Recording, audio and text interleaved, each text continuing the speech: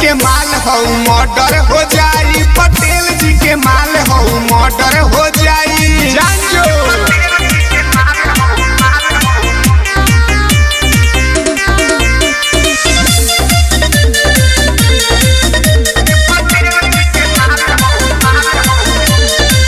खाली हमरे पतोहार सरकार चली का, कैसे ओकर हिम्मत भइल असही गाटा धली का।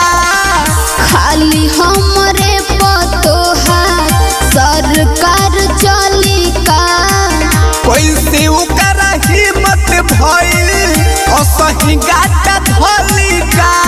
बढ़ल बमनवा ओकर अब कुछ करो न तो गड़बड़ हो जाई। सुनाए जा अरे यूपी बिहार में भगदड़ हो जाई, पटेल जी के माल हो मर्डर हो जाई, पटेल जी के माल हो मर्डर हो जाई। बुझलुए करे जा